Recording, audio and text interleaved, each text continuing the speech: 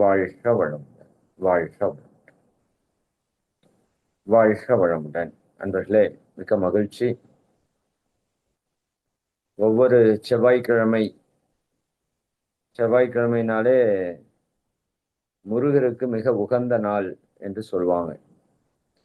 எல்லா முருகனுடைய ஸ்தலங்களிலும் மிகச்சிறந்த வழிபாடுகள், அன்னதானங்கள், பூஜைகள் அனைத்தும் நிகழக்கூடிய தினம்.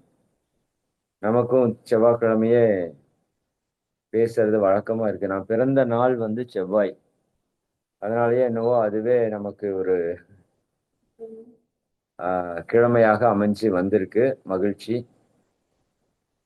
அதே போல இப்ப முருகரை பற்றிய விஷயங்கள், இந்த ஆன்மீகத்துல உயர்ந்த தத்துவங்கள் இந்த முருகரை பற்றி பேசக்கூடிய தத்துவங்கள்.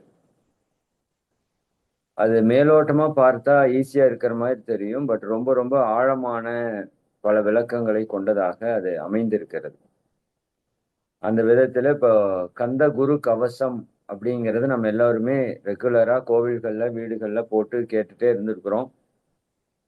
பட் அதற்கான விளக்கம் நுட்பமாக நம்ம தெரிஞ்சிருக்கிறோமா அப்படின்னு கேட்டா எல்லோருக்கும் அது சாத்தியப்படல, சொல்லப்படல, அவ்வளவுதான். அது ஒன்றும் குறையெல்லாம் இல்லை. பட் கேட்டு கேட்டு நமக்குள்ள அந்த ஒவ்வொரு வரியும் ஒவ்வொரு வார்த்தையும் நமக்குள்ள ஆழமாக பதிந்திருக்கிறது. இது பாராயணம் என்று சொல்லுவாங்க. சின்ன வயதுல குழந்தைகளுக்கு இந்த தத்துவத்தை எல்லாம் சொன்னா புரியாது. அதனால என்ன பண்ணுவாங்கன்னா பாராயணம் செய்ய சொல்லுவாங்க. அந்த பாடல்களை திரும்ப திரும்ப திரும்ப திரும்ப பாடி பாடி பாடி பாடி உள்ள மனனமா இருக்கும். வேதாத்திரி மகரிஷி அவங்களுக்கு கூட அவங்க அப்பா எழுத படிக்க தெரியாதவர் தான். பட் நிறைய பாடல்களை அவர் பாடுவாராம். அப்படி அவர் பாடிய போது பல பாடல்களுக்கு மகரிஷி அவங்களுக்கு அந்த பாடலை பற்றிய பதிவு அவருக்குள்ள ஏற்பட்டு, அது பிற்காலத்துல அது ஒரு ஞானம் தோன்றுதலுக்கான ஒரு வாய்ப்பாகவும் இருந்ததுன்னு மகரிஷியே பதிவு பண்ணியிருப்பாங்க. அப்போ கந்தகுரு கவசம் மிகச்சிறந்த தத்துவங்களை உள்ளடக்கிய ஒரு பாடல். சாந்தானந்த சுவாமிகள் அந்த இறைநிலை உணர்விலிருந்து எழுதிய ஒரு ஞான கவசம் என்று சொல்லலாம். சரிங்களா? அதுல கிட்டத்தட்ட இப்போ நம்ம 3 பார்ட் முடிச்சு 4வது பார்ட்ல வந்திருக்கிறோம். ஒரு 115 வரிகளை நாம அதுல பார்த்திருக்கிறோம். அதுல கடைசி நான் சொல்றப்போ போன வகுப்புல நம்ம அட்டமா சித்திகளை அடியனுக்கு அருளப்பா என்று அவர் கேட்டதாக நிறுத்தியிருப்போம் இல்லையா?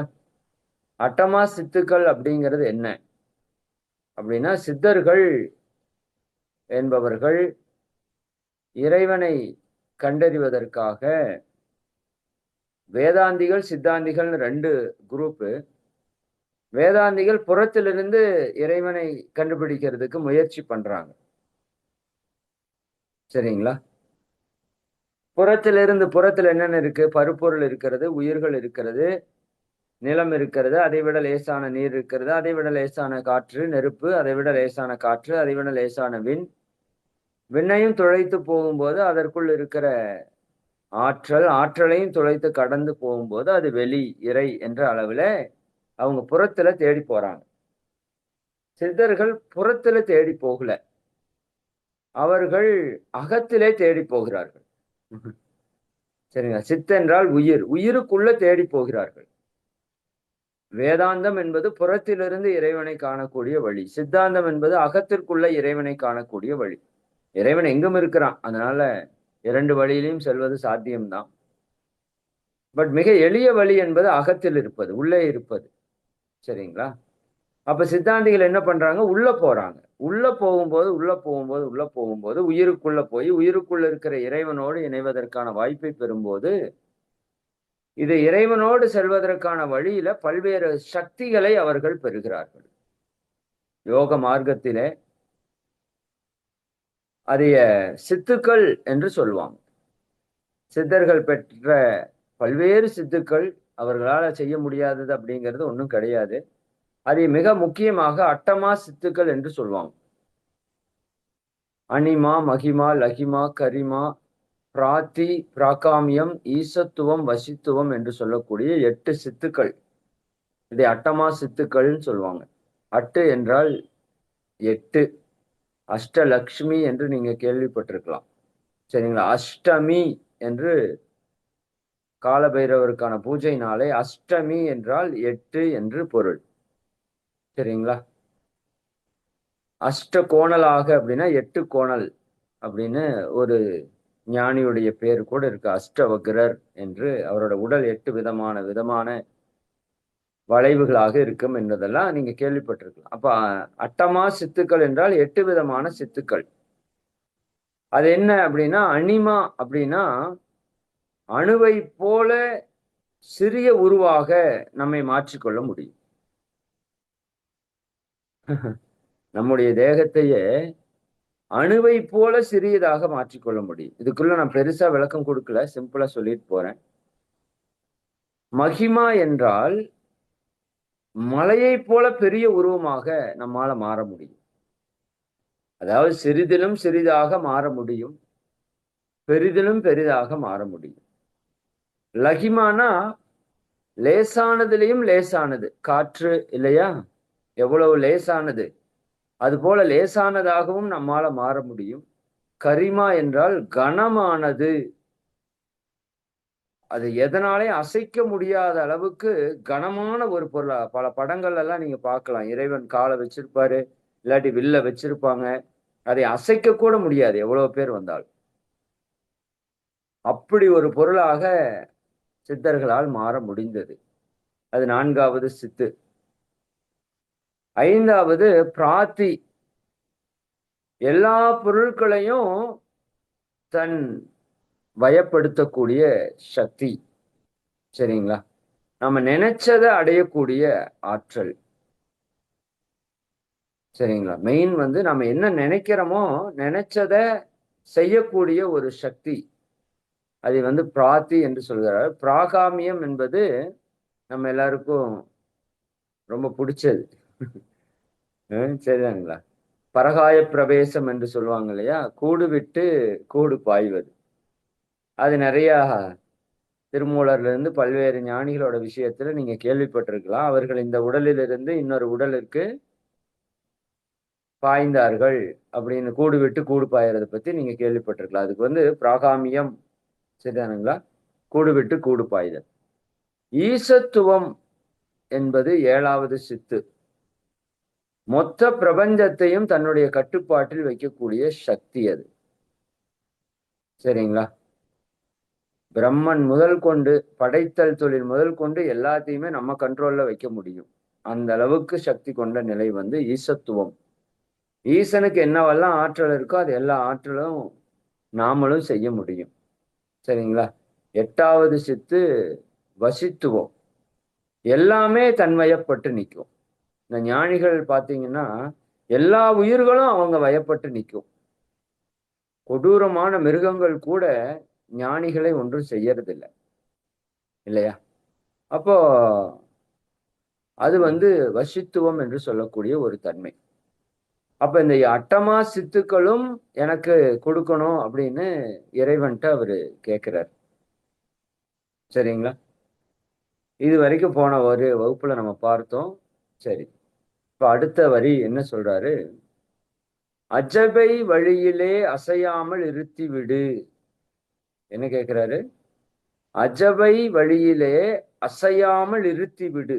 இந்த யோக சாதனையில இப்ப தியானம் பண்ணிட்டு இருக்கிறவங்களுக்கு எல்லாம் தெரியும். மனம் என்ன ஆயிட்டே இருக்கும்னா அசைந்து கொண்டே இருக்கும். சரிங்களா? இது நமக்கு ஒரு பெரிய சேலஞ்சு. அவர் என்ன கேட்கிறாரு? இந்த தியான வழி யோக மார்க்கத்திலே என்னை அசையாமல் இருத்தி விடு. அசையாம இருக்கிறதுனா சும்மா இருக்கிறதுன்னு அர்த்தம். அது சும்மா சாதாரண விஷயம் அல்ல. சரிங்களா? ஏன்னா அசையாம நின்றுட்டோம்னா நிலையாயிருவோம். நிலையாயிட்டா இறையாயிருவோம். சரிங்களா? அப்ப அஜபை வழியிலே அசையாமல் இருத்தி விடு. சித்தர்கள் போற்றிடும் ஞான சித்தியும் தந்துவிடு. என்ன கேட்கிறாரு பாருங்க. இந்த பாடலை ஏன் நாம சொல்றப்ப நமக்கு ஏன் நல்லதெல்லாம் நடக்கும்னா, அவரே எல்லாத்தையுமே கேட்டு வச்சுட்டாரு. இப்ப அந்த இடத்துல போய் நாமளும் அதை கேட்கிறப்ப அது ஈஸியா நமக்குள்ள வந்துடுது. அவர் என்னென்னவெல்லாம் வேணுமோ நாம சந்தோஷமா வாழ்றதுக்கு எல்லாத்தையும் லிஸ்ட் போட்டு கேட்டுட்டாரு. இப்ப நீங்க அந்த இடத்துல போய் நின்று கேட்கறதோட நம்ம வேலை முடிஞ்சிடும். சரிங்களா? சித்தர்கள் போற்றக்கூடியது என்ன சித்தி? அட்டமா சித்திகள் இருந்தாலும் ஞான சித்தின்னு ஒண்ணு இருக்கு. அறிவை அறியக்கூடிய நிலை. மகரிஷி சொல்லுவாங்க, அறிவை அறிவால் அறிவதே ஞானம் என்று சொல்வார்கள். அறிவை கொண்டு அறிவை அறிய. மகரிஷி அழகா எழுதியிருப்பாங்க. நம்முடைய அறிவை கொண்டுதான் இறைவனான பேரறிவை நம்ம உணர முடியும். அறிவு அறிவுக்கு அடிமையாவதே பக்தி என்று சொல்வார்கள். அறிவு அறிவை அறிய முயலக்கூடியதை யோகம் என்று சொல்வார்கள். அறிவு அறிந்த நிலை முக்தி என்று சொல்வார்கள். சரிங்களா? அப்ப இப்ப நம்ம அறிந்து கொண்டிருக்கிற கேட்கிற அறிவு, பார்க்கிற அறிவு, நுகர்கிற அறிவை கொண்டு எதை அறியணும்? இறைவனை அறியணும். அதான் சித்தியிலே பெரிய சித்தி ஞான சித்தி. இதைத்தான் சித்தர்கள் போற்றுகிறார்கள். மற்ற அட்டமா சித்திகள் எல்லாம் அவங்களுக்கு ஒரு பெரிய விஷயமே கிடையாது. சரிங்களா? இறைவனோடு சரண்டர் ஆகணும். அப்ப சித்தர்கள் போற்றிடும் ஞான சித்தியும் தந்துவிடு. அடுத்தது கேட்கிற பாருங்க, சிவானந்தத்தேனில் திளைத்திடவே செய்துவிடு. சிவானந்தம், ஆனந்தத்துக்கு நான் ஆல்ரெடி விளக்கம் கொடுத்தேன். ஆன்மாவினுடைய அந்த நிலை, ஆன்மாவினுடைய அந்தம் என்றால் இறுதி நிலை. ஆதியும் அவனே அந்தமும் அவனே. ஆதியும் அந்தமும் இல்லா பெருமானே நல்லா சொல்றோம்ல. தொடக்கமாகவும் முடிவாகவும் இருப்பது இறைவன் தான். சரிங்களா? எல்லாவற்றினுடைய அந்தம் இந்த ஆன்மாவினுடைய அந்தமாக இருப்பதும் இறைவன் தான். அந்த சிவன் ஆனந்த நிலையில் இருக்கிறான். சரி, அது சிவானந்த தேன் என்று சொல்கிறார்கள். சரி, தேன் சாப்பிட்டா எப்படி இருக்கும்? இருக்கிற இனிப்பு சுவையிலேயே தேனுடைய சுவை அவ்வளவு அற்புதமானது இல்லையா? அது ஒரு ஒப்பீடு காட்டுறாரு. அந்த நிலை வந்து சிவானந்த தேனில் திளைத்திடவே செய்துவிடு. அப்ப அது எவ்வளவு பெரிய பேரின்பம்னு பாருங்க இல்லையா? அடுத்தது கேட்கறது என்ன? அருள் ஒளி காட்சியை அகத்துலே காட்டிவிடு. எங்க காட்ட சொல்றாரு? அகத்தினுள்ளே. அருள் என்றால் இறைவன். உங்களுக்கு பலமுறை சொல்லியிருக்கிறேன். இறை சக்திக்கு பேரு அருள் என்று பெயர். அதனாலதான் அம்மன் அருள் பெற வாருங்கள், முருகன் அருள் பெற வாருங்கள், இறை அருள் பெற வாருங்கள். பாருங்க, எல்லா கோயிலையுமே இறை பொருள் பெற வாருங்கள். சரிதானே? மகாலட்சுமி பொருள் பெற வாருங்கள்லாம் போட்டிருப்பாங்க. அருள் பெற வாருங்கள். அருள் என்றால் இறை சக்தி என்று. சரிங்களா? அப்ப என்ன சொல்றாரு? அந்த அருள் ஒளி காட்சியை அகத்துள்ளே காட்டிவிடு. நாம் போய் பார்க்க முடியும்னு சொல்லல பாருங்க அவரு. இதுதான் ஞானிகளோட நிலை. நாம என்னன்னு சொல்லுவோம்? நான் பார்க்கிறேன், எனக்கு காட்டுன்னு சொல்லுவோம் இல்லையா? நான் போய் பார்த்தேன்னு சொல்லுவோம். ஆனா அது மேலேயே சொல்லிட்டாரு, அவன் அருளாலே அவன் தாள் வணங்கி. அவன் அருள் இல்லாம ஒன்றும் பண்ண முடியாது. அப்ப என்ன சொல்றாரு? அருள் ஒளி காட்சியை நீ அகத்துள்ளே காட்டிவிடு. உன்னாலதான் அதை காட்ட முடியும், என்னால போய் பார்க்க முடியாது. சரிங்களா? அப்போ அந்த அருள் ஒளியாக இருக்கிற இறை காட்சி எங்க இருக்கு? நம்ம ஒவ்வொருத்தருக்குள்ளேயும் இருக்கு. நல்லா புரிஞ்சுக்கோங்க. நான் அடிக்கடி சொல்றது உண்டு. நீங்க இப்போ முருகனை பார்க்கிறீர்களே, முருகனை நீங்க எங்க பாக்குறீங்க? இப்ப இந்த படத்துல முருகன் தெரிகிறாரா? எல்லாரும் பாக்குறீங்களா? இது ஒரு சயின்ஸ் சொல்றேன் பாருங்க. எல்லாரும் முருகனை பாக்குறோம். நாம என்ன நினைச்சிட்டு இருக்கிறோம்? முருகனை ஆப்போசிட்ல இருக்கிற செல்போன்ல பேக் சைடு பேக்ரவுண்டு பிஜி இமேஜ்ல பாக்குறோம்னு நினைக்கிறோம். அப்படித்தானே? இதுதான் தப்பு. இதான் அறியாமை. நீங்க முருகனை எங்க பாக்குறீங்க? எல்லாரும் முன்னாடி பாக்குறீங்கன்னு சொல்றீங்க. ஆக்சுவலா உண்மை என்ன தெரியுமா? நீங்க முன்னாடி பார்க்கல. எங்க பாக்குறீங்க? உங்க கண்கள் வழியாக ஒரு அலை வருது. நல்லா கவனிங்க. உங்கள் கண்கள் வழியாக ஒரு அலை வருது. அந்த அலை போய் அந்த படத்துல படுது. சரிங்களா?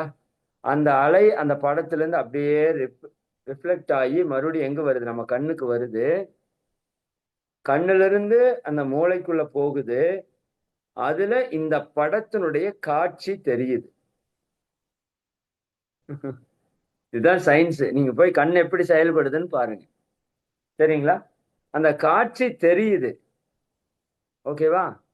அந்த காட்சியை நீங்க உங்களுக்குள்ளதான் பாக்குறீங்க.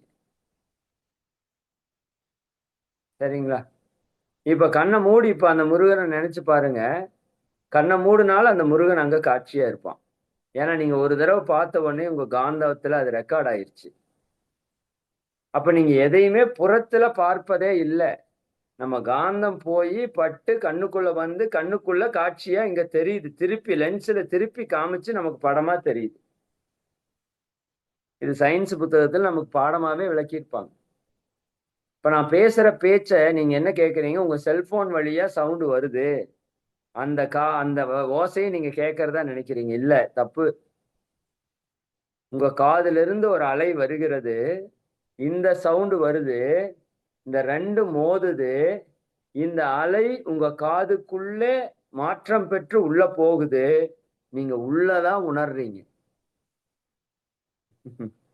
சரி, இது கொஞ்சம் நுட்பமான இடம். சரிங்களா? நீங்கள் பார்ப்பதெல்லாம் உங்களுக்குள்ளதான் நடக்குது. நீங்கள் கேட்பதெல்லாம் உங்களுக்குள்ளதான் நடக்குது. சரிங்களா? அப்ப இறைவன் எங்க இருக்கிறான்? உள்ள இருக்கிறான். அகத்து உள்ளே இறைவன் அனைத்தையும் அறிந்து கொண்டிருக்கிறான். இது கொஞ்சம் நுட்பமான விஷயம். இதை சிந்திச்சு பார்த்தீங்கன்னா ஞானம் வந்துடும். அப்ப அவர் என்ன சொல்றாரு? அருள் ஒளி காட்சியை அகத்துள்ளே காட்டிவிடு. உள்ள இருக்குது, அதை காட்டியிருப்பா. முடியல இல்லையா?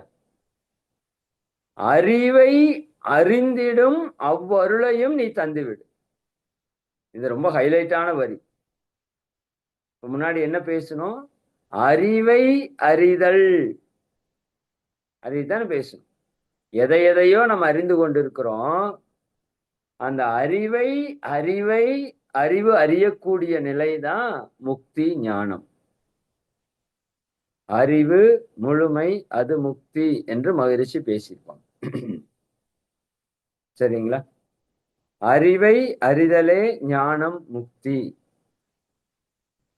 அப்ப அறிவை அறிந்திடும் அவ்வருளையும் நீ தந்துவிடு என்று சொல்கிறார்.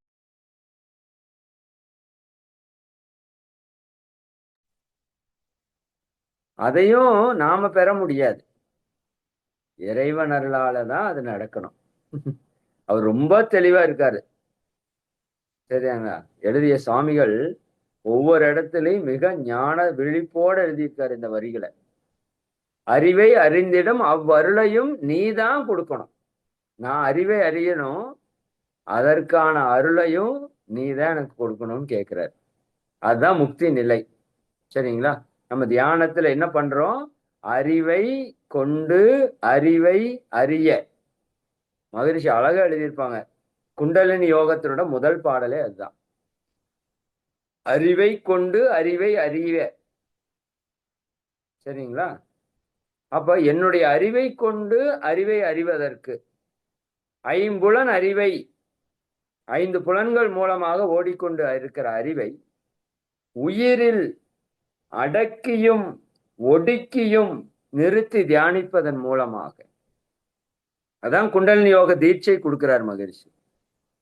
இங்க எதை நம்ம கவனிக்கிறோம்? ஃபர்ஸ்ட் உயிரை கவனிக்கிறோம். உயிருக்குள்ள என்ன இருக்குது? அறிவு இருக்கிறது, இறைவன் இருக்கிறான். அப்ப என்னுடைய அறிவை கொண்டு இந்த அறிவை கொண்டு அறிவை அறிய ஐம்புலன் அறிவை உயிரில் அடக்கியும் ஒடுக்கியும் மெய்யுணர்வாகி என் மேன்மை உணர்ந்திட என்ன பண்ண போறோம்? மெய் விளக்க தவம் மேற்கொள்ள போகின்றேன். அதான் மகரிஷி கொடுக்கிற எளிய முறை குண்டலினி யோக பயிற்சி. சரிங்களா? அப்ப அறிவை அறிந்திடும் அந்த அருளையும் நீ தந்துவிடுனா மகரிஷி பயிற்சியை நமக்கு கொடுத்துட்டார். அடுத்தது பேரால் என்ன சொல்றாரு? அனுகிரகத்திடுவாய் ஆதி குருநாதா கேள். அனுக்கிரகம் என்பது ஆசிர்வாதம், இறைவனுடைய அருள். சரிதானா? அனுகிரகம் புரிதல். அப்ப அனுகிரகத்திடுவாய் ஆதி குருநாதா, எல்லாவற்றுக்கும் ஆதியாக இருக்கிற குருவே இறைவா கேள். ஸ்கந்த குருநாதா, ஸ்கந்த குருநாதா இந்த வரி ரொம்ப முக்கியம். அடுத்த 3 வரி தத்துவம் மறந்து. இப்ப தத்துவம் தெரிஞ்சிட்டு இருக்கிறோம். அவர் என்ன கேட்கிறாரு? தத்துவம் மறந்து, தன்னையும் நான் மறந்து. ஃபர்ஸ்ட் எதை மறக்கணும்? நானு தத்துவத்தை எல்லாம் மறக்கணும். படிக்கிறதெல்லாம் எதுக்காக? மறக்கிறதுக்காகத்தான். நல்லா புரிஞ்சுக்கோங்க. சரி, முதல்லயே அப்ப படிக்காம விட்டுறலாமான்னா அதனோட வேல்யூ தெரியாது, நம்ம விடவும் முடியாது. தத்துவத்தை மறந்து, தன்னையும் நான் மறந்து. இப்ப நானுன்னு சொல்லிட்டு இருக்கேன்ல, பொய்யான ஒரு நான், அது உண்மையான நான் அல்ல. சரிதாங்களா? அப்ப தன்னையும் நான் மறந்து, அடுத்தது நல்லதும் கெட்டதும் நான் என்பதும் மறந்து. நல்லதையும் கெட்டதையும் நான் மறக்கணும். ஏன்னா அந்த உலகத்துல நல்லது கெட்டதுன்னு ஒண்ணு இல்லை. அதான் உண்மை. சரிங்களா? அது தத்துவத்துல ஆழமா வந்தா நமக்கு புரியும். எல்லாம் சரியாகத்தான் இருக்கிறது. எது நல்லதோ எது கெட்டதோ இல்லை. நல்லதும் கெட்டதும் நான் என்பதும் மறந்து, தான் என்கின்ற அகங்காரத்தையும் மறந்து, பாவ புண்ணியத்தோடு பரலோகம் மறந்திடச் செய். எல்லாத்தையும் மறக்க வச்சிருங்கிறார். இது எல்லாம் நமக்கு நினைவில் இருக்கிறதுனாலதான் பல்வேறு சிரமங்கள், விருப்புகள், வெறுப்புகள், ஆசைகள், கோபங்கள், பொறாமைகள், எல்லா துன்பத்துக்கு காரணம் என்ன? நம்ம கிட்ட இருக்கிற அந்த பிரிவினைகள் தான். சரிங்களா? அப்ப எல்லாத்தையும் மறக்க வச்சிரு என்னைய அப்படிங்கிறது. எல்லாத்தையும் மறக்க வச்சிரு. தத்துவங்கள் எல்லாத்தையும் நான் மறந்துடுறேன், மறக்கவை. தன்னையும் நான் மறந்து என்னையும் மறக்கவை. நல்லது கெட்டது நான் என்பதும் மறந்து, பாவ புண்ணியத்தோடு பரலோகத்து, இறைவனுடைய லோகம்தான் பரலோகம். அதை அடையணுங்கிற ஆசை கூட எனக்கு இருக்கக்கூடாதுங்கிறார். பரலோகத்தையும் மறந்துடச்சை. சரி, அதெல்லாம் மறக்க வச்சு என்ன பண்ண போற அப்படின்னா, அருள் வெளி விட்டு இவனை அகலாது இருத்திடுவாய். இந்த வரி அண்டர்லைன் பண்ணணும். என்ன பண்ணணும்னு சொல்றாரு? அருள் வெளி என்று, வெளி வந்துருச்சு பாருங்க, வெளி தத்துவம். நிறைய பேர் யாரோ சொல்லுவாங்க, மகரிஷிக்கு முன்னாடி வெளின்னு யாரும் பயன்படுத்தினதே இல்லைன்னு. அதெல்லாம் ஊருப்பட்ட பேர் பயன்படுத்தியிருக்காங்க. வள்ளலார்ல இருந்து தாயுமானவர்ல இருந்து பலரும் அந்த வெளியை பயன்படுத்தியிருக்காங்க. கடுவெளி சித்தர் என்று அவர் பேரே வெளிதான், வெளி சித்தர் தான். சரிங்களா? வெட்ட வெளியாய் முகிலாய் வேறு பல சக்திகளை கொட்டும் முகிலாய் என்று அப்பவே எழுதிட்டார் பாரதியார். பரசிவ வெள்ளம் உள்ளும் புறமும் உள்ளதெல்லாம் தானாகும் வெள்ளம் ஒன்றுண்டாம் அதனை தெய்வம் என்பர் வேதியரே காணுவன நெஞ்சிற் கருதுவன உட்கருத்தை பேணுவன என யாவும் உள்ளது அந்த வெள்ளத்தே. அதுலதான் எழுதிப்பார், வெட்ட வெளியாய் அறிவாய் வேறு பல சக்திகளை கொட்டும் முகிலாய் என்று எழுதியிருப்பார். அப்ப அந்த இறைவன் எப்படி இருக்கிறான்? அருள் வெளியாக இருக்கிறான். அருள் வெளி, சுத்த வெளி, மோன வெளி, இருள் வெளி, அன்பு வெளி, அலைவெளி, இப்படி பல்வேறு பெயர்களை அதுக்கு வைக்கலாம் நம்ம. சரிங்களா? அப்ப அந்த அருள் வெளியாகிய இறை நிலையை விட்டு இவனை அகலாது இருத்திடுவாய். அந்த அருள் வழியாகி இறைவனுக்குள்ள மூழ்கி இருக்கிறப்ப நமக்கு எதுலையுமே துன்பம் இல்லையே, ஞான நிலை இல்லையா? அப்ப அங்க விருப்பு இல்லை, வெறுப்பு இல்லை, இன்பம் துன்பம் எல்லாவற்றையும் கடந்த பேரின்ப நிலையில நம்ம இருக்கிறோம். அடுத்தது சொல்றாரு பாருங்க, அடிமையை காத்திடுவாய். நாமெல்லாம் யாருங்க? இந்த அடிமை அப்படிங்கிறதுக்கு விளக்கமே 1/2 மணி நேரம் பேசணும். சரிங்களா? நம்மளாம் யாரு? அடிமை, முழு அடிமைகள். ஏன்ப்பா அப்படி சொல்ற? அடிமையை சிவன் அடியார்கள் என்று சொல்லுவாங்க. சரிங்களா? இறை அடிமை என்று நிறைய பேர் சொல்லிக்குவாங்க. ஏன் அப்படின்னா உண்மை அப்படித்தான் இருக்கு. இப்போ ஒரு அடிமையை வாங்குறாங்க. ஒருத்தர் பொருள் கொடுத்து ஒருத்தர் அடிமையா விற்கிறாரு. அப்ப அந்த அடிமையை வாங்கிட்டு வர்றாங்க. பணம் கொடுத்து வாங்கிட்டு வர்றாங்க. வாங்கிட்டு வந்து அவங்க வாழ்க்கைக்கு தேவையான எல்லாவற்றையும் அவங்க கொடுக்குறாங்க. அப்ப அவர்களுக்கு இவர்கள் எப்படி இருக்கிறார்கள்? அடிமையாக இருக்கிறார்கள். அந்த அடிமைகளுக்கு தேவையான எல்லா வசதி வாய்ப்புகளையும் தேவைகளையும் இந்த ஓனரா இருக்கிறவங்க கொடுத்து நிறைவேற்றுறாங்க. அந்த அடிமைகள் அந்த ஓனருக்கு தேவையானதெல்லாம் செஞ்சுட்டே வர்றாங்க. சரிங்களா? சரி. இப்ப நம்ம வாழ்க்கையில என்ன நடக்குது பாருங்க. இந்த உடல் யார் கொடுத்தது? நம்மளா உருவாக்கிக்கிட்டதா? யோசித்து பாருங்க. கிடையாது. அம்மா அப்பா கொடுத்தாங்க. சமுதாயம் உணவு கொடுத்தது. இயற்கை பல சக்திகளை கொடுத்தது. இல்லையா? பஞ்சபூதங்களும் பிரபஞ்சமும் பல்வேறு ஆற்றலை கொடுத்தது இந்த உடலாக வந்திருக்குது. உயிரை நம்ம பெற்றோர்கள் கொடுத்தார்கள். உயிரிலிருந்து வந்த மனம் அவர்கள் மூலமாக பெறப்பட்டது. அறிவு பெற்றோர்கள் சமுதாயத்தால பெறப்பட்டது. சரி. இப்ப என்னுடையது என்று எது இருக்கிறது?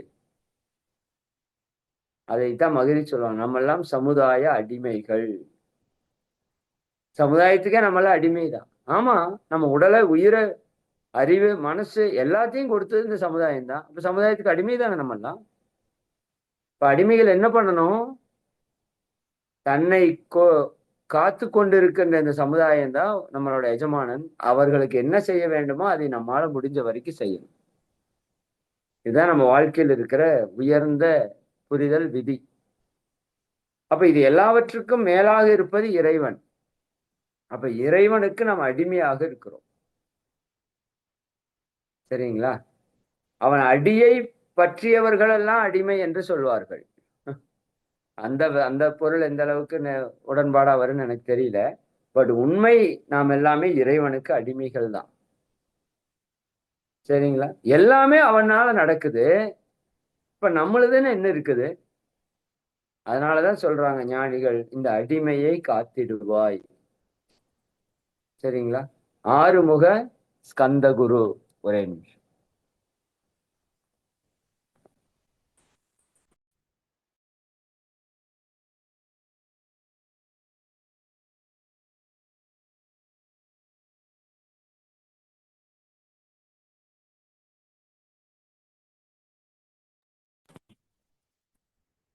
மன்னிக்கணும். ஓகே. அப்போ ஆறுமுகா கந்தகுருன்னு கேக்குறாரு. சரிங்களா? அடுத்தது சித்தியிலே ஞான சித்தி. ஒரே ஒரே நிமிடம்.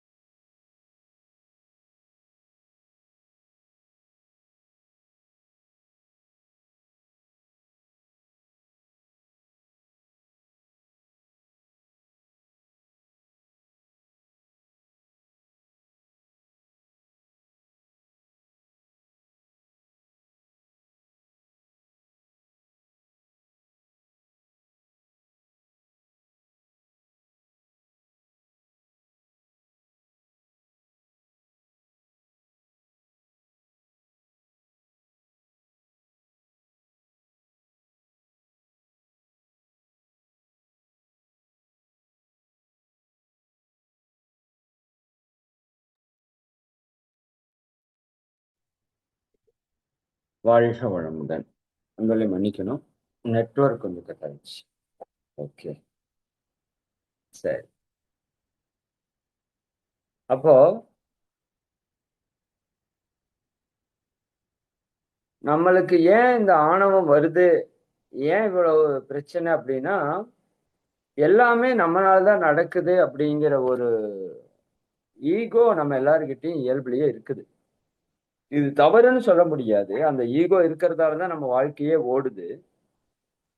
பட் அந்த ஈகோவ நாம எங்க தேவையோ அங்க நம்ம பயன்படுத்திக்கணும். எங்க தேவையில்லையோ அங்க அதைய அடக்கி வைக்கணும். அப்ப அடக்கி வைக்கிறதுக்கான ஒரு புரிதல் என்னன்னா, நான் ஒரு அடிமை என்பதை நாம் புரியணும். ஒரு பக்கம் நம்மால எல்லாம் பண்ண முடியுங்கிறது உண்மைதான். சர்வ வல்லமை கொண்டவர்கள் என்பது உண்மைதான். அது நம்மை உயர்த்தி கொள்வதற்கு, நம்பிக்கையை வளர்த்துக் கொள்வதற்கு, நாம் நினைத்ததை அடைவதற்கு ஒரு பக்கமான சிந்தனையா இருந்தாலும், இன்னொரு பக்கம் நாம ஒண்ணுமே இல்ல, நம்மளால எதுவுமே நடக்கல என்பதும் உண்மைதான். எல்லாமே இறையாற்றல் தான் நடத்தி கொண்டிருக்கிறது. இந்த வாய் அசையணும்னா கூட அந்த இறையாற்றல் பர்மிஷன் கொடுக்கணும். இந்த தொண்டையிலிருந்து ஒரு சப்தம் வரணும்னா அந்த இறையாற்றல் பர்மிஷன் கொடுக்கணும், இல்லாட்டி வராது. அப்போ என்னோடதுன்னு ஒண்ணு இல்ல அப்படின்னு நம்ம ஒரு புரிதல் வரும்போதுதான் நம்மளுடைய ஆணவம் அடங்கறக்க ஆரம்பிக்கும். ஏன்னா நம்ம வாழ்க்கை துன்பத்திற்கு காரணமே ஆணவம் தானே. சரிதானுங்களா? அப்போ இந்த அடிமை என்ற ஒரு நிலையில நம்ம இருக்கிறோம் அப்படிங்கிற ஒரு ஒரு புரிதல் தவறு கிடையாது. யாருக்கும் அடிமை கிடையாது. பட் நம்ம இறைவனுக்கு அடிமையாகத்தான் இருக்கிறோம். அப்ப நம்மளை யாரு காக்க முடியும்? அவன் தான் காக்க முடியும். சரியா? அதுக்கடுத்து சொல்றாரு, சித்தியிலே பெரிய ஞான சித்தி நீ அருள. சித்தியிலே பெரிய ஞான சித்தி. பல்வேறு சித்திகள் என்றால் வெற்றி பெறுதல், அடைதல் என்பது அர்த்தம். அந்த சித்தியை அடைகிறதுலயே பெரியது என்னன்னா ஞான சித்தி தான். அதுக்கு மேல ஒண்ணும் இல்லை. அந்த ஞான சித்தியை நீ அருள சீக்கிரமே வருவாய், சிவானந்தம் தருவாய். அந்த சிவநிலை அப்படிங்கிறது என்ன? ஆனந்த நிலை. சிவானந்தம் தருவாய்.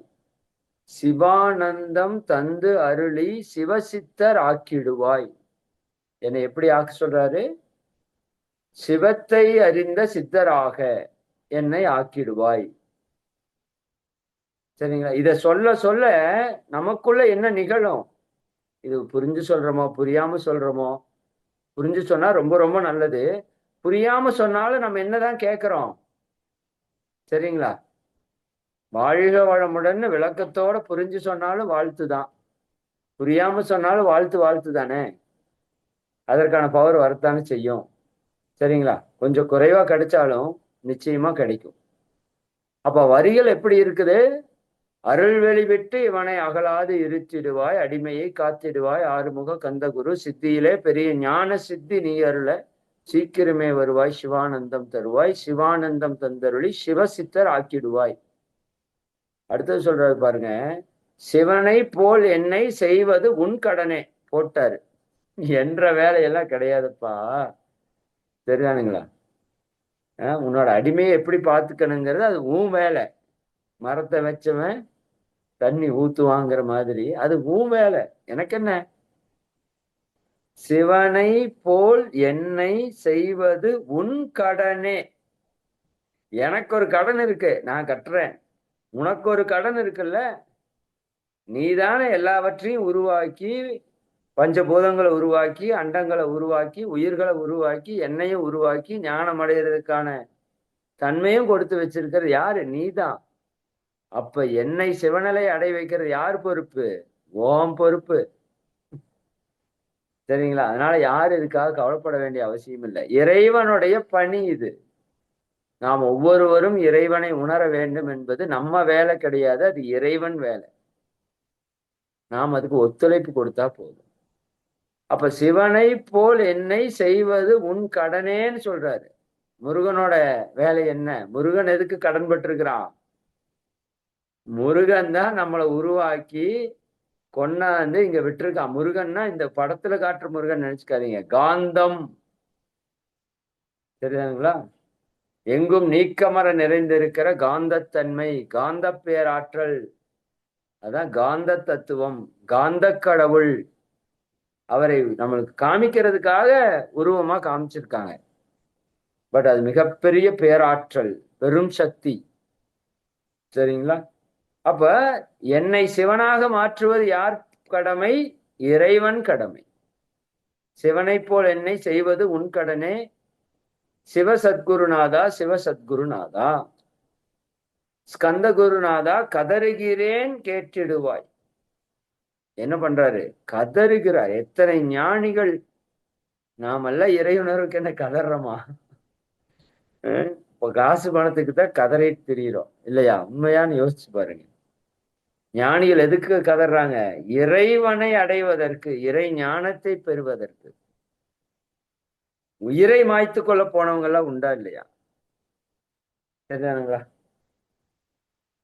நினைந்து நினைந்து ஊற்றலும் கண்ணீர் நனைந்து நனைந்து பாடுறாருல வல்லறார். சரிதாங்களா? உடல் முழுக்க அந்த கண்ணீர் ஆறாக ஓடுதான். நீராறு ஓடுவது போல கண்ணீர் ஓடுகிறது. எதற்காக? இறை அருளை இறைஞ்சி. சரிங்களா? கதறுகிறேன் கேட்டிடுவாய். நான் கதறனே, நான் சொல்றது கேள. தாளினை பிடித்தேன், உன் காலையே பிடிச்சிட்டேன், தந்திடு வரம் எனக்கு. என்ன வரம்? திருவருட்சக்தியை தந்தாட்கொண்டிடுவாய். திரு அருள் சக்தியாகிய அந்த இறை சக்தியை மீண்டும் மீண்டும் அவர் அதைத்தான் கேட்கிறார். திருவருட்சக்தியை தந்து நீ என்னை ஆட்கொள்ள வேண்டும். இறைவன் தான் நம்மளை என்ன பண்ணணும்? ஆட்கொள்ள வேண்டும். சரிங்களா? அப்ப நம்மளுடைய வேண்டுதல் எப்படி இருக்கணும் பாருங்க. நம்முடைய வேட்பு எப்படி இருக்கணும்? அது சொன்னான்னு தெரியல. இறைவனை காண்றதுக்கு என்ன வேணும் அப்படின்னா, ராமகிருஷ்ண பரமஹம்சர் ஒண்ணு சொல்லலையாமா, பக்கத்தால ஒரு பெரிய பானையில தண்ணி இருந்ததாமா. சரிங்களா? இவன் பக்கத்தால நின்றுக்கிறான். இவன் மூஞ்சி பிடிச்சு உள்ள வச்சு அமுத்திட்டாரு தண்ணிக்குள்ள. எப்படி இருக்கும் அவனுக்கு? சரியானுங்களா? ஐயோ விடுங்க விடுங்க விடுங்க, அப்படியே கதறான், வளர்றான். உடல அவர் அமுத்தி பிடிச்சிட்டாரு. கடைசியா ஒரு நிலை வரும்ல, உயிர் போற நிலை. அப்ப புடிச்சு அப்படியே பிச்சுக்கிட்டு வெளியே வந்தான். நம்ம இந்த தாகம் இருக்க வேண்டும் இறைவனை உணர்வதற்குன்னு சொன்னார். அப்ப அதுல இருந்து வெளிவரக்கு என்ன உயிர் தாகம் இருந்திருக்கணும்? யோசித்து பாருங்க. இறைவனை அடைவதற்கு அந்த தாகம் இருக்கணும். சும்மா நானும் போறேன், நானும் ரவுடிதான், நானும் ரவுடிதான், நானும் ஜெயிலுக்கு போனங்கிற மாதிரி ஆளாளுக்கு போறோம். சரி, தப்பு இல்லை. நம்மள கொஞ்சம் கொஞ்சம் ரவுடிதான், ஆனா இன்னும் தீவிரமான ரவுடி ஆகணும். சரிங்களா? இறை உணர்வை பெறுறது என்னவோ சும்மா ஏதோ போற வழியில வந்த வழியில பெறுவது அல்ல. அது ஒரு மிகப்பெரிய செயல். தீவிரம் வேணும், செயல் தீவிரம் வேணும். சரிங்களா? எக்காலத்திலையும் இடைவெறாத தீவிர நம்பிக்கை, விடாமுயற்சி, வைராக்கியம் எல்லாம் வேணும். சரிங்களா? அப்ப என்ன சொல்றாரு அவரு? கதறுகிறேன் கேட்டிடுவாய், தாழினை பிடித்தேன் தந்திடு வரம் எனக்கு. உன் காலை பிடிச்சிட்டேன், நீதான் எனக்கு வரம் கொடுக்கணும். திருவருட்சக்தியை, திரு என்றால் இறைவன், அருள் சக்தியை தந்து அதை எனக்கு கொடுத்து என்னை ஆட்கொண்டு விடுவாய். அடுத்தது என்ன கேட்கிறார் பாருங்க. இதுக்கு தடையா என்ன வரும்? இங்கதான் காப்ப கொடுக்கிறார் மகரிஷி. கீழே அருமையா எழுதியிருப்பார் பாருங்க. சத்ரு பகைவர்களை சண்முகா ஒழித்திட்டு. இந்த நிலையை நான் அடையிறதுக்கு நிறைய தடைகள், கர்ம வினைகள் எனக்கு இருக்குது. சரிதானுங்களா? அதையெல்லாம் நீதான் என்ன பண்ணணும்? என்னுடைய பகைவர்களை, பகைமைகளை, கர்ம வினைகளை, சத்ரு பகைவர்களை ஷண்முகா, ஷண் என்றால் 6, அட்டமான 8, ஷட் என்றால் 6, 1 2 3 4 5 6 தான் ஷா. சரிங்களா? அப்ப 6 அதான் சஷ்டி என்று சொல்லுவாங்க. ஷண்முகானா 6 முகனே, அதையெல்லாம் ஒழிச்சு. பகைவர்கள் இருக்கிற வரைக்கும் நாம வெற்றியை அடைய முடியாது. இயல்பு தானே? அப்ப என்னுடைய பகைவர்கள் என்ன? பல்வேறு விதமான வினைகள், கர்ம வினைகள் எனக்கு பகைமையா இருக்குது. அதையெல்லாம் ஒழிச்சுது. அடுத்ததுதான் சொல்றாரு பாருங்க, 8 திக்கிலிருந்து என்னை காப்பாத்தணும். அதான் மகிழ்ச்சி போட்டிருப்பாங்க, அருட்பேராற்றல் இரவும் பகலும் அப்படின்னு போட்டு எல்லா நேரங்களிலும்னு போட்டிருப்பார். இது மகரிஷியோட அருள் காப்புக்கு விளக்கம் நீங்க கேட்டீங்கன்னா தெரியும். இந்த பக்த பிரகலாதன் ஒரு படத்துல அவர் வரம் கேட்பார். யாருங்க? ஹிரண்யகசிபு மகாராஜா தவம் பண்ணி ஒரு வரம் கேட்பார், சாகா வரம்.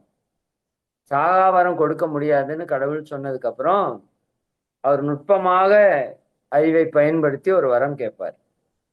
எனக்கு இரவுலையும் சாவு வரக்கூடாது, பகல்லையும் சாவு வரக்கூடாது, வீட்டுக்கு உள்ளேயும் சாவு வரக்கூடாது, வீட்டுக்கு வெளியும் சாவு வரக்கூடாது, எந்த ஒரு விலங்கினத்தாலேயோ மனிதனாலேயோ எனக்கு சாவு வரக்கூடாது, எந்த ஆயுதத்தாலையும் எனக்கு சாவு வரக்கூடாது, பூமியிலையும் சாவு வரக்கூடாது, வானத்திலையும் சாவு வரக்கூடாதுன்னு வாங்கிடுவார். சரி, அப்படியே அருளினோம்னு சொல்லிடுவார். இனி எப்படி சாவு வர்றதுக்கு வாய்ப்பு இருக்கு? வாய்ப்பே இல்லை அப்படின்னு நினைச்சிருவாரு. இதான் ஈகோ. ஆடாத ஆட்டம் இல்லை, அத்தனை ஆட்டம் ஆடுவாரு இல்லையா? அப்புறம் என்ன பண்ணுவாரு? அவரோட பையன்தான் பக்த பிரகலாதன். அந்த படம் பார்த்துருப்பீங்க. அப்ப அவன் மூலமா தான் அவருக்கு அழிவு வரும். எங்கடா இருக்கிறான், வர சொல்றான் அவனோட நாராயணனா, தூண்லயும் இருக்கிறான் துரும்புலயும் இருக்கான்னு பாடுவான். இந்த தூண்ல இருக்கானா உடைச்சிட்டு வந்துருவாரு. வந்து தூக்கி வச்சு துவம்சம் பண்ணிடுவார். எப்படி வருவாரு? நரசிம்ம அவதாரமா வருவார். இதான் கடவுள்கிட்ட கவனமா இருக்கணும். நம்ம அறிவெல்லாம் அங்க ஒரு பைசாக்கு வேலைக்கு ஆகாது. டெக்னிக்கலா திருடுவானுங்க கடவுள்கிட்டயே. சரிதானுங்களா? அதெல்லாம் ரொம்ப அவரு பேரறிவுங்க. நம்ம அறிவெல்லாம் என்ன சாதாரண அறிவு. அவர் எப்ப வருவாரு? கரெக்டா சாயங்கால நேரம். இரவும் இல்லை பகலும் இல்லை. சரிங்களா? மனுஷனா வரமாட்டாரு, மிருகமா வரமாட்டாரு. தலை மிருகம், உடம்பு மனுஷன். நரசிம்ம அவதாரம், புது அவதாரம் அது. அப்புறம் வீட்டுக்கு உள்ள வெளியே சாவு வரக்கூடாதுன்றவானா தூக்கி கொண்டு போய் வாசல்லையே உட்காந்துருவாரு. அது உள்ளேயும் இல்லை வெளியும் இல்லை. பூமியிலேயே வரக்கூடாது, வானத்திலே வரக்கூடாது, மடியில போட்டுருவாரு. அது பூமியும் இல்லை, அது வானமும் இல்லை. ஆயுதத்துல சாவு வரக்கூடாதுன்னா நெகத்தையே ஆயுதமா வச்சு கிழிச்சு குடலை உருவி கொன்றுவார்.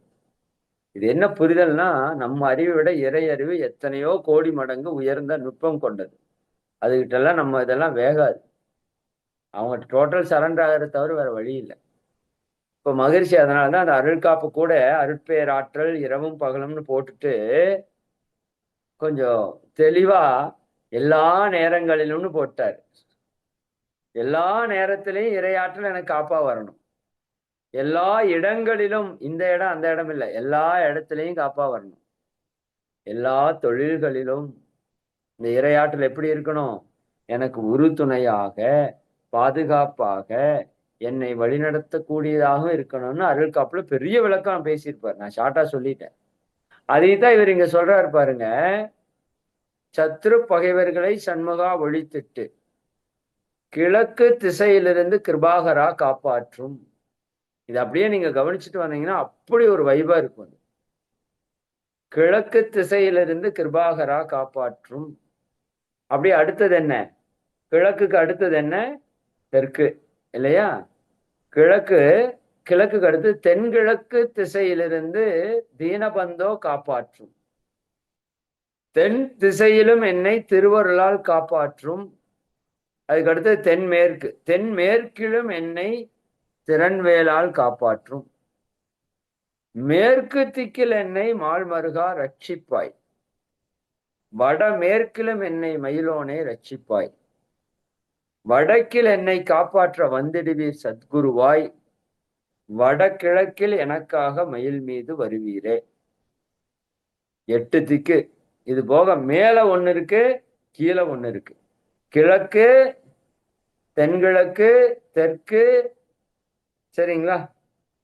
அதுக்கப்புறம் தென்மேற்கு, மேற்கு, வடமேற்கு, வடக்கு, வடகிழக்கு. 8 திக்கிலிருந்தும் நமக்கு காப்பு வரணும். அது போக மேல கீழே 10 திக்கு தோறும் என்னை பறந்து வந்து ரட்சிப்பாய்.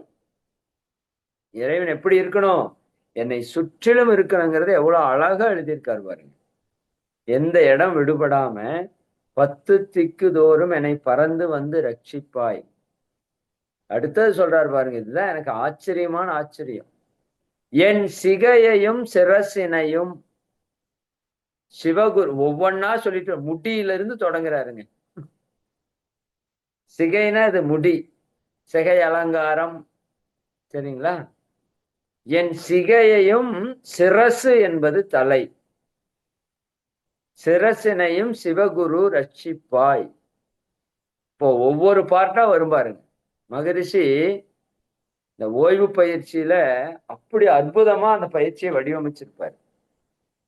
இப்ப மனச நம்ம உடம்பு முழுக்க செலுத்தி காப்பா கொண்டு வர்றாரு பாருங்க. இது நோய்களை போக்குவதற்கு மிகச்சிறந்த மனோ தத்துவ முறை. சிகையினையும் சிரசினையும் சிவகுரு ரட்சிப்பாய். தனித்தனியா சொல்றாரு. நெற்றியும் புருவமும் நினதருள் காக்கட்டும். நீங்க நெற்றியை நினைப்பீங்க, இது ஒரு தியானமே இருக்குது. பஞ்சேந்திரிய தியானம் என்று மகரிஷி ஒரு தியானத்தை வடிவமைச்சு கொடுத்திருக்காங்க. ஓய்வு பயிற்சி என்று ஒரு அற்புதமான மனோ தத்துவ பயிற்சியை வடிவமைச்சு கொடுத்திருக்காங்க. அது இந்த பாடல் அப்படியே வரும். நெற்றியும் புருவமும் நினதருள் காக்கட்டும். அடுத்தது சொல்றாரு பாருங்க, புருவங்களுக்கிடையே புருஷோத்தமன் காக்கட்டும். இதுதான் ஆக்கினை சக்கரம். சரிதானுங்களா? இந்த ஆக்கினை சக்கரத்தை அங்க சொல்றாரு. புருவங்களுக்கிடையே புருஷோத்தமன் காக்கட்டும். இதுக்கு ஒவ்வொன்றுக்கு விளக்கம் சொன்னா அது பெருசா போயிடாது, அப்புறம் பார்ப்போம். கண்கள் இரண்டையும் கந்தவேல் காக்கட்டும். நாசிகள் இரண்டையும் நல்லவேல் காக்கட்டும். செவிகள் இரண்டையும் சேவர் கொடி காக்கட்டும். 5 புலன்களையும் ஒன் பை ஒன்னா சொல்றாரு. கண்ணங்கள் இரண்டையும் காங்கேயன் காக்கட்டும். உதட்டினையும் தான் உமாசுதன் காக்கட்டும். இந்த உதர் ஏதோ அலங்காரத்துக்கான பொருள் கிடையாது. நிறைய பேர் மேக்கப் எடுத்து அப்பிக்கிறாங்க. இந்த ஒவ்வொரு உறுப்பு இருக்குல்ல, இது நம்ம உள்ள இருக்கிற ஆர்கனோட வெளி உறுப்பு. சரிங்களா? அதாவது உள்ள ஒண்ணு இருக்கு, அது எப்படி இருக்குதுன்னு வெளியில இருக்கிறத பார்த்தா தெரிஞ்சுக்கலாம். அகத்தின் அழகு முகத்தில் தெரியும்னு சொல்லுவாங்க. நம்ம முகத்தை பார்த்தாலே தெரிஞ்சிடும் நம்ம அகம் எவ்வளவு அழகாக இருக்கிறது என்று. சரிங்களா? உள்ள போய் பார்க்கணும்னு அவசியம் இல்லை. அது எப்படி? அதாவது நம்ம அகமாகிய மனத்தினுடைய அழகு முகத்தில் தெரியும்னு மட்டும் அதுக்கு அர்த்தம் அல்ல. அதுதான் மெயின் அர்த்தம். இன்னொன்னு என்ன தெரியுமா? உன் உடலுக்குள் இருக்கிற அகம், உடலுக்குள் இருக்கிற உறுப்புகள் இருக்குல்ல, அதனுடைய அழகு கூட உன் முகத்திலே தெரிந்துவிடும். உள்ள ராஜ உறுப்புகள் என்று இருக்கிறது 12 உறுப்புகள். ராஜ உறுப்புகளுக்கெல்லாம் ராஜ உறுப்பு கல்லீரல், லிவர். நம்முடைய லிவரும் கல்லீரலும் பித்தப்பையும் எப்படி இருக்குது என்பதை உங்களுடைய கண்கள் காட்டிவிடும். நுரையீரல் எப்படி இருக்கிறது என்பதை உங்களுடைய மூக்கு காட்டிவிடும். உங்களுடைய சிறுநீரகம் எப்படி இருக்கிறது என்பதை உங்கள் காதுகள் காட்டிவிடும். இருதயத்தை நாக்கு காட்டும். உதடு இருக்கு இல்லையா, மண்ணீரல், உங்களுடைய ஸ்பிளீன் என்று சொல்லக்கூடிய உடலினுடைய இடது பக்கத்தில் இருக்கிற மிக முக்கியமான ராஜ உறுப்பு மண்ணீரல். ஜீரண மண்டலத்தில் மிக முக்கியமான பங்கு அதுதான் வகிக்குது. உடம்புல வெள்ளை ரத்த அணுக்கள் என்று சொல்லக்கூடிய WBCயோட கண்ட்ரோல், எலும்பு மஜ்ஜையில சிஸ்டத்தை எல்லாத்தையும் கண்ட்ரோல் பண்றது மண்ணீரலுடைய மிகப்பெரிய பணி. அப்ப அந்த மண்ணீரல் எதனோடு தொடர்புடையது? நம்முடைய உதட்டோடு தொடர்புடையது. கண்ட சாயத்தெல்லாம் அப்பாதீங்க தயவு செஞ்சு. சரிங்களா? உதட்டினையும் தான் உமாசுதன் காக்கட்டும். நாக்கை நன்முருகன் நயமுடன் காக்கட்டும். வேற எதுக்கு அப்படிலாம் பொருள் பாருங்க. நாக்கு என்பது அவ்வளவு ஒரு முக்கியமான ஒரு கருவி. எப்பேற்பட்ட பாவத்தையும் செய்யக்கூடிய கருவி, எப்பேற்பட்ட புண்ணியத்தையும் செய்யக்கூடிய கருவி. உலகத்தின் மிகச்சிறந்த நல்ல ஆயுதம் நாக்கு. உலகத்தின் மிகச்சிறந்த கொடிய ஆயுதம் நாக்கு. சாக போறவனை கூட 4 வார்த்தை நல்லதா பேசி பொழைக்க வைக்கவும் முடியும். நல்லா இருக்கிறவனை கூட 4 வார்த்தைய கடினமா பேசி சாகடிக்கவும் முடியும். புரியுதுங்களா? அந்த நாக்கை நன்முருகன் நயமுடன் காக்கட்டும். பற்களை கந்தன் பழம் கொண்டு காக்கட்டும். எப்படி இருக்கணும் பற்கள்? பல்லு போனா சொல்லு போச்சும்பாங்க. சொல்லு மட்டும் போகாது, உயிரே போயிடும் பல்லு போச்சுன்னா. இந்த பல்லோட அருமை இப்ப நமக்கு தெரியறது இல்லை, இல்லையா? சரிங்களா? பற்கள் எப்படி இருக்கணும்? எங்க தாத்தாக்கெல்லாம் கடைசி காலம் வரைக்கும் இரும்பு மாதிரி இருந்தது.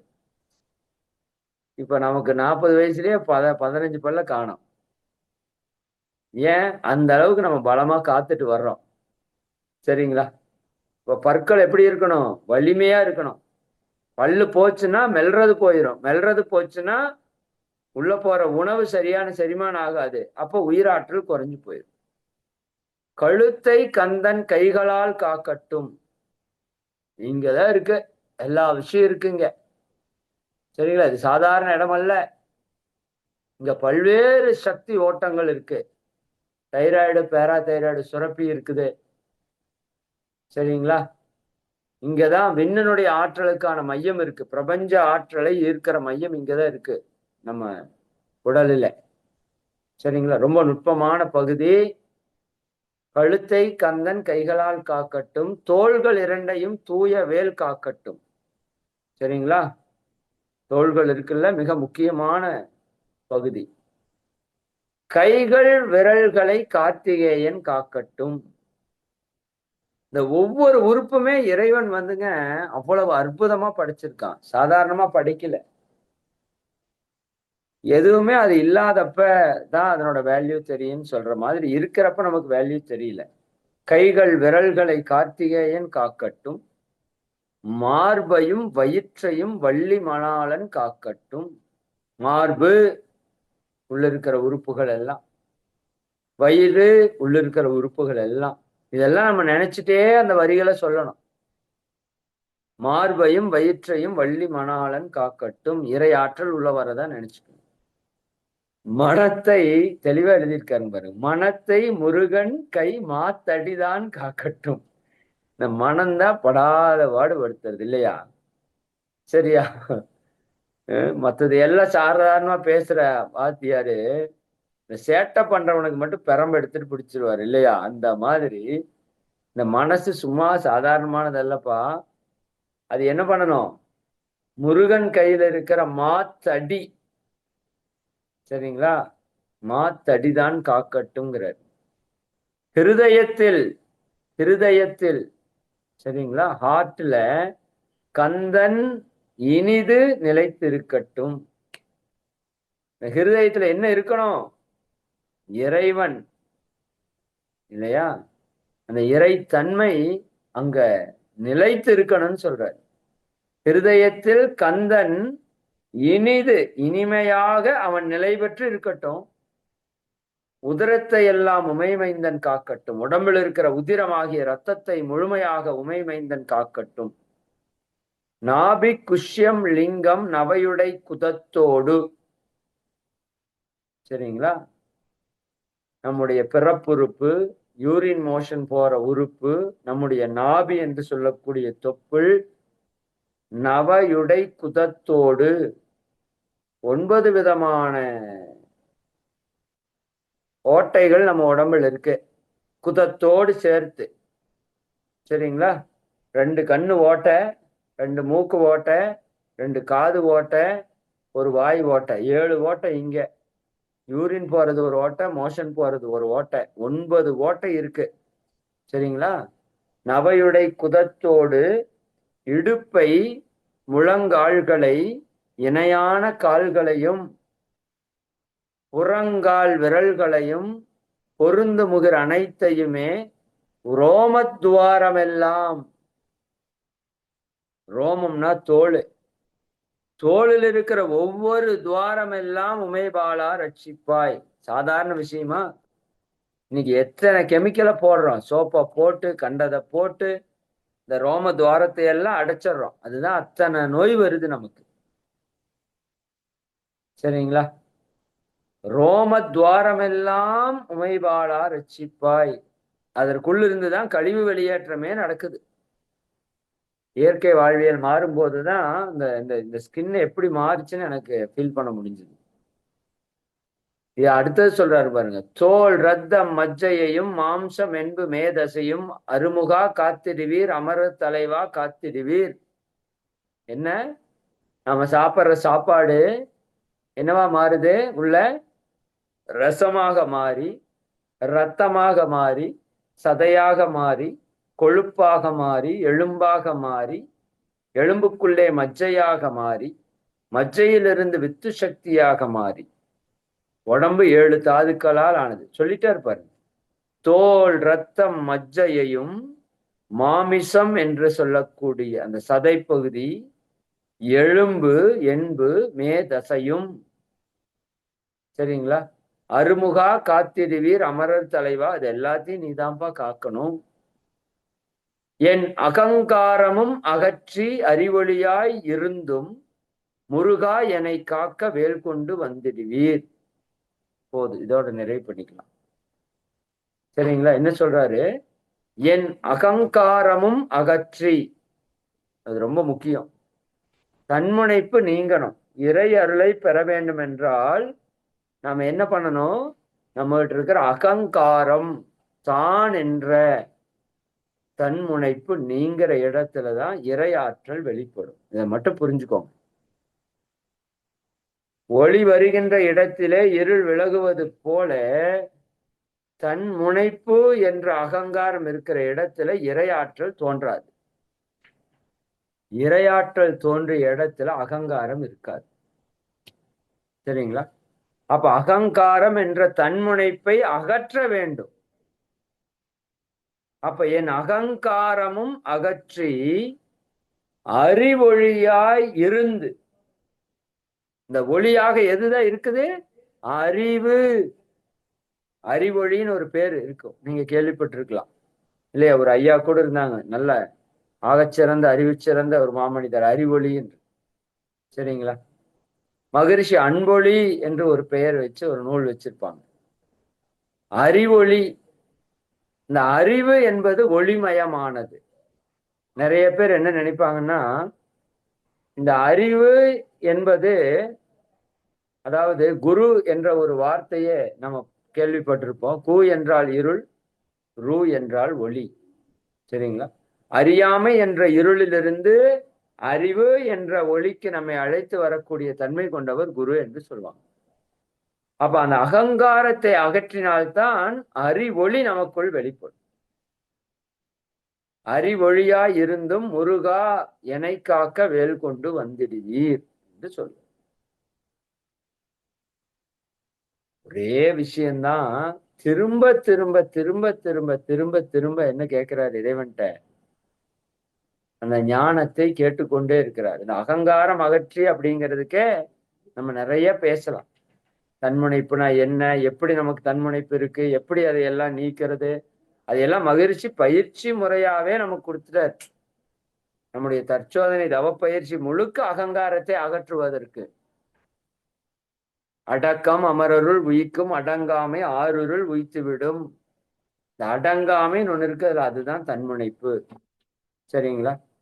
அப்போ அந்த அகங்காரத்தை அகற்றி அறிவு ஒளியாக இறைவன் நமக்கு அந்த இறை காட்சியை கொடுக்க வேண்டும் என்று 170வது வரியில நிறைவு செய்கிறோம்.